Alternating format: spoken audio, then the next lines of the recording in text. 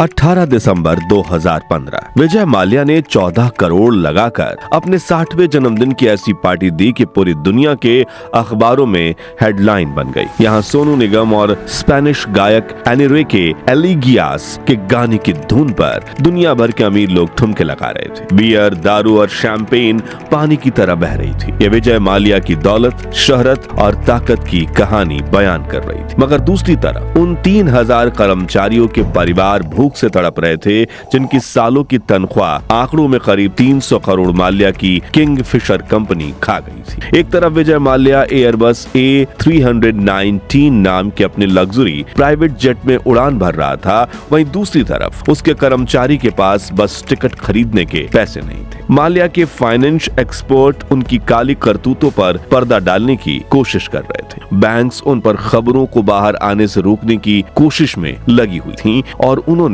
माल्या को जनता के हजारों करोड़ ब्याज पर दे दिए, जिन्हें वो वापस नहीं कर रहा है। और किंगफिशर एयरलाइंस के कर्मचारी अपनी रुकी हुई तनख्वाह का इंतजार कर रहे थे। लेकिन कोई नहीं जानता था कि विजय माल्या केवल 2.5 महीने बाद हमेशा के लिए देश छोड़कर भागने वाला था और छोड़ने वाला था 9,000 करोड़ का बैंक फ्रॉड। आज विजय माल्या का नाम सुनते ही आंखों के सामने एक छवि आती है, एक अय्याश बिजनेसमैन, एक अमीर बाप की बिगड़ी औलाद जो आज देश छोड़कर भाग चुका है। लोग उसे भगौड़ा कहते हैं, चोर कहते हैं और स्कैम मास्टर तक कह देते हैं। लेकिन क्या आप जानते हैं कि एक समय पर देश के बड़े लोग इस बिजनेसमैन के सामने झुकते थे। कहा जाता था कि विजय माल्या जिस चीज को छू ले वो सोना बन जाती है और उसे किंग ऑफ गुड्स टाइम कहा जाता था। लेकिन फिर ऐसा तो क्या हुआ कि आज उसी विजय माल्या को कॉन ऑफ ऑल टाइम्स यानी कि सबसे बड़ा धोखेबाज कहा जाता है। मगर फिर ऐसा क्या हुआ कि विजय माल्या को देश छोड़कर भागना पड़ा? जानेंगे इस वीडियो में, तो बने रहिएगा वीडियो के अंत तक।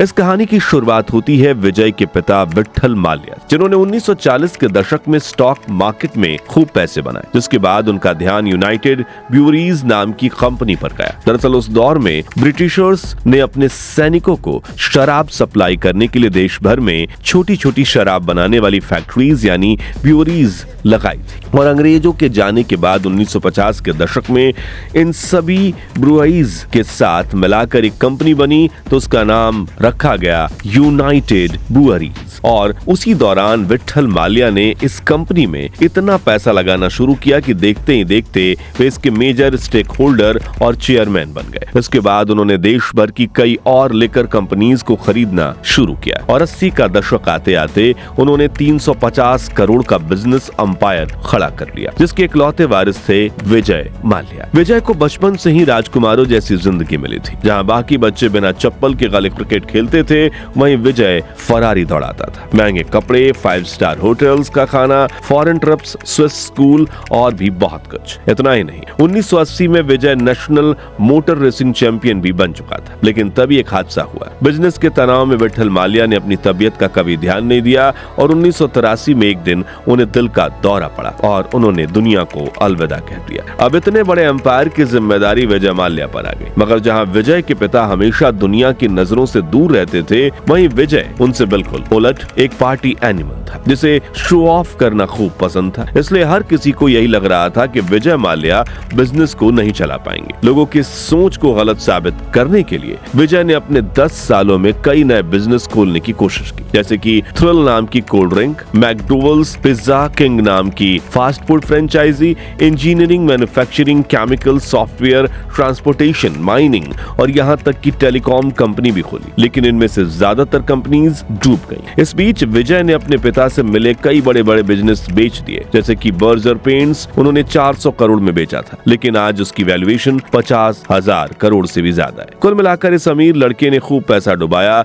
लेकिन एक ऐसा बिजनेस था जिसने उसके सभी लॉसेस को कवर कर दिया। वो था विजय माल्या का खानदानी लिकर बिजनेस। जब विजय माल्या को यूनाइटेड ब्रूअरीज का चेयरमैन बनाया गया, तो उसने सबसे पहले इस ब्रांड को ग्लैमरस बना दिया। उसने अपने बियर ब्रांड किंगफिशर को सिर्फ एक ड्रिंक नहीं बल्कि एक लाइफ लाइफस्टाइल बना दिया, जिसकी टैगलाइन रखी the king of good times. 90s और 2000s के शुरुआती दौर में हर पार्टी, हर म्यूजिक फेस्ट, हर क्रिकेट मैच, हर पब में किंगफिशर का नाम गूंजने लगा। उनकी बियर के साथ विजय माल्या को भी किंग ऑफ गुड टाइम्स कहा जाने लगा, क्योंकि वो सिर्फ शराब ही नहीं बेच रहे थे, बल्कि लोगों को मजे और शान शौकत की जिंदगी का सपना बेच रहे थे। उसकी पहचान का सबसे बड़ा हथियार बना किंगफिशर कैलेंडर, एक ऐसा ग्लैम कैलेंडर जिसने साल दर साल फैशन और मीडिया की दुनिया का ध्यान अपनी ओर खींचा। कैलेंडर में आई मॉडल सिर्फ पैसेज नहीं थी, वे ब्रांड के एम्बेसडर बनकर बाहर निकले। इस कैलेंडर ने किंगफिशर को फैशन, बॉलीवुड और पॉप कल्चर के साथ जोड़ दिया और युवाओं के बीच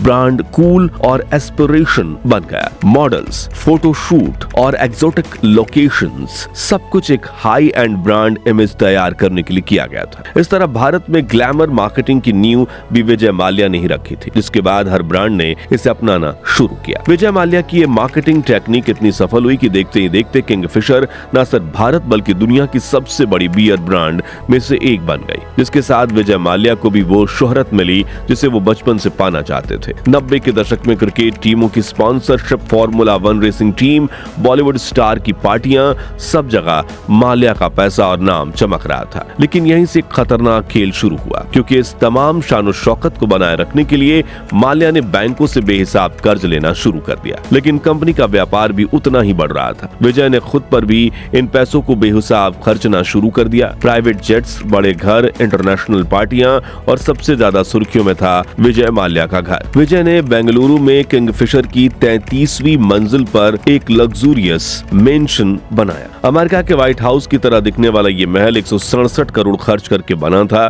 जिसमें हेलीपैड और प्राइवेट पुल भी था। विजय माल्या जानते थे कि भारत जैसे देश में शराब का बिजनेस बिना किसी दिक्कत के चलाना है तो उन्हें पॉलिटिक पावर चाहिए होगी, क्योंकि जहां एक तरफ देश में शराब की मार्केटिंग को इलीगल करार दिया गया था, इसलिए विजय माल्या ने राजनीति में कदम रखा और साल 2002 में राज्यसभा के सदस्य बन गए। वहीं उन्होंने लिकर बिजनेस के लिए एक कमाल की मार्केटिंग तकनीक निकाली, जिसे आज सरोगेट एडवर्टाइजमेंट का नाम दिया जाता है और लगभग हर शराब, सिगरेट और तंबाकू की कंपनी इसका इस्तेमाल करती है। इसमें विजय माल्या ने अपनी शराब की ब्रांड किंगफिशर और मैकडबल्स की सोडा और पानी लॉन्च किया और टीवी पर उनका विज्ञापन चलाने लगा, जिसमें दिखाया तो पानी और सोडा जाती थी, लेकिन असल में वो एड्स विजय की शराब की ब्रांड्स को ही प्रमोट करती थी, जिसमें यूनाइटेड ब्यूरीज की बिक्री और बढ़ने लगी। लेकिन विजय एक ऐसे बिजनेस में घुसना चाहते थे जिसमें वो पैसे के साथ इज्जत भी कमाए, इसलिए साल 2003 में उन्होंने एक वर्ल्ड क्लास एयरलाइन बनाने की ठान ली। इस बात से अनजान कि उनका यह डिसीजन उन्हें पूरे बिजनेस एम्पायर को डुबा देगा। खैर, साल 2003 में उन्होंने लॉन्च की किंगफिशर एयरलाइन, एक एयरलाइन जो बाकी सब कंपनियों से अलग थी। उस दौर में हवाई जहाज से सफर करना सिर्फ जरूरत या बिजनेस ट्रिप तक सीमित था, लेकिन विजय माल्या ने इसे एक लग्जरी एक्सपीरियंस बना दिया। किंगफिशर एयरलाइन के जहाज में बैठना मतलब ऐसा लगता था मानो कोई 5 स्टार होटल हवा में उड़ रहा हो। हर सीट पर पर्सनल स्क्रीन, बेहतरीन खाना, एयर होस्टेस के ड्रेस डिजाइन तक खुद विजय माल्या की नजर में थे। उन्होंने दुनिया की पहली एयरलाइन बना दी जिसमें एयरबस A380 जैसी लेटेस्ट प्लेन शामिल किए गए। लॉन्च के वक्त किंगफिशर एयरलाइंस को इतना ग्लैमरस और हाई स्टैंडर्ड दिखाया गया कि लोग इसमें सफर करने के सपने देखने लगे। विजय ने अपनी इस एयरलाइन की कमान सौंपी एलेक्स विल्कोक्स को, जो इस फील्ड में माहिर थे, जबकि मार्केटिंग में एक्सपर्ट माल्या हर लॉन्च को पब्लिसिटी स्टंट बना देते थे। जैसे कि 2005 में जब पहली बार एयरलाइन की फ्लाइट मुंबई से दिल्ली उड़ी तो उसमें कैंपेन से लेकर रेड कार्पेट तक सब इंतजाम था। मीडिया इसे लग्जरी का नया चैप्टर बता रहा था। विजय माल्या का सपना था कि इंडिया की मिडिल क्लास भी लग्जरी फील कर सके, ताकि लोग कहें अगर उड़ना है तो सिर्फ किंगफिशर से। शुरुआती सालों में किंगफिशर एयरलाइन वाकई सुपरहिट रही। यात्रियों ने पहली बार ऐसा अनुभव किया कि उड़ान सिर्फ ट्रैवल नहीं बल्कि सेलिब्रेशन भी हो सकती है। एयरलाइन लगातार अवार्ड भी जीत रही थी और विजय खुद इसे लेकर इतने पागल थे कि वो कहते थे कि मेरे एयरप्लेन सिर्फ प्लेन्स नहीं बल्कि फ्लाइंग पैलेस हैं। इस बीच विजय माल्या अपने पार्टनर एलेक्स विल्कोक्स के साथ फ्रांस में एयरबस के प्लांट में पहुंचे, जहां एयरबस का स्टाफ उन्हें नया मॉडल दिखा रहा था। तभी विजय ने कुछ ऐसा किया जिसकी चर्चा पूरी दुनिया में होने लगी। विजय ने सिर्फ उस टूर में ही इस तरह के प्लेन खरीदे मानो सब्जी खरीद रहे हो। एयरबस को इतनी बड़ी डील आज तक नहीं मिली और किसी भी एयरलाइन ने ये नहीं दी थी। तभी एलेक्स समझ गए कि विजय अब आउट ऑफ कंट्रोल हो गए हैं और कंपनी को डुबो कर ही मानेंगे, क्योंकि सस्ती टिकट बेचने की वजह से कंपनी पहले ही लॉस में थी। ऊपर से इतना बड़ा इन्वेस्टमेंट, इसलिए 2006 में एलेक्स ने कंपनी छोड़ दी लेकिन विजय ने बैंक से लोन लेकर वो जहाज भारत ला दिए। अब एयरलाइंस चलाना सिर्फ ग्लैमर नहीं बल्कि एक बेहद कठिन और हाई कॉस्ट बिजनेस है। हर दिन लाखों नहीं बल्कि करोड़ों रुपए जहाज की मेंटेनेंस, ईंधन, पार्किंग चार्ज और स्टाफ सैलरी पर खर्च होते थे। और यहाँ विजय माल्या की सबसे बड़ी गलती ये थी कि उन्होंने कभी कॉस्ट कटिंग के बारे में सोचा ही नहीं। उनके लिए किंगफिशर एयरलाइन लग्जरी का दूसरा नाम था। जहाज की सीट, क्रू के कपड़े, इन फ्लाइट एंटरटेनमेंट, हर चीज पर करोड़ों बहाए गए। इस बीच विजय माल्या को ख्याल आया कि अपनी एयरलाइन को इंटरनेशनल मंच पर ले जाने का। उस वक्त एयर डेक्कन नाम की कंपनी को पहले ही इंटरनेशनल लाइसेंस मिल चुका था और जल्दी से इंटरनेशनल फ्लाइट शुरू करने के लिए विजय माल्या ने पहले से ही लॉस में चल रही एयर डेक्कन को मार्केट से कहीं ज्यादा दाम यानी 1000 करोड़ में खरीद लिया। इसके लिए भी विजय माल्या ने बैंक से कर्ज लिया। इस बीच ईंधन के दाम आसमान छू रहे थे। 2008-9 में ग्लोबल ऑयल क्राइसिस आया और एविएशन इंडस्ट्री को सबसे ज्यादा झटका लगा। जेट एयरवेज और एयर इंडिया जैसी एयरलाइंस भी लॉसेस में जा रही थी, लेकिन उनके पास या तो सरकार का सपोर्ट था या फिर सालों का अनुभव, जबकि किंगफिशर के पास सिर्फ आलीशान छवि थी जो फ्यूल बिल्स नहीं भर सकती थी। 2009 आते आते हालत इतने खराब हो गए कि किंगफिशर एयरलाइन हर रोज करीब 10 से 15 करोड़ का घाटा झेल रही थी। विजय ने एयरलाइंस को बचाने के लिए एक ही रास्ता अपनाया और ज्यादा लोन्स लेना। उस वक्त इंडियन बैंक्स कंसोर्टियम, जिसमें state bank, Punjab national bank, IDBI bank और बैंक ऑफ बड़ौदा जैसे 17 बड़े बैंक शामिल थे। वे सभी विजय माल्या की चिकनी मीठी बातों, बड़ी बड़ी फेंकने वाली प्रेजेंटेशंस और चार्म्स में फंसते गए और विजय हर मीटिंग्स में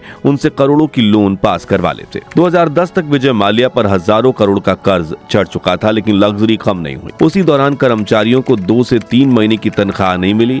एयर हॉस्टेस मीडिया में रोते हुए नजर आने लगी। पायलट स्ट्राइक पर चले गए, लेकिन विजय के महलों में पार्टियां चलती रहीं। 2011 तक हालात इतने बुरे हो गए कि किंगफिशर एयरलाइन के पास फ्यूल खरीदने तक के पैसे नहीं थे। तकरीबन 1000 करोड़ के बिल बाकी होने की वजह से ऑयल कंपनीज ने फ्यूल देना बंद कर दिया। एयरपोर्ट्स ने पार्किंग चार्जेस बाकी होने के चलते किंगफिशर के जहाज को सीज कर दिया और फ्लाइट्स अचानक कैंसिल होने लगी। यात्री एयरपोर्ट पर फंसे रहते और मीडिया इसे इंडियाज वर्स्ट एयरलाइन कोलैप्स कहने लगी। एक तरफ विजय अपने बेंगलुरु मेंशन के हेलीपैड पर प्राइवेट पार्टीज दे रहे थे और दूसरी तरफ किंगफिशर के कर्मचारी अपने बच्चों की स्कूल फीस भरने में असमर्थ थे। विजय माल्या के खिलाफ खूब आंदोलन हुए, लेकिन वो हर जगह एक ही बयान देते, जल्द ही हालात ठीक हो जाएंगे। मगर 2012 में सिविल एविएशन मिनिस्ट्री ने किंगफिशर के लाइसेंस को सस्पेंड कर दिया। लेकिन असली ड्रामा तब शुरू हुआ जब धीरे धीरे ये खुलासा होने लगा कि विजय माल्या ने एयरलाइंस को बचाने के नाम पर 17 भारतीय बैंकों से करीब 9000 करोड़ रुपए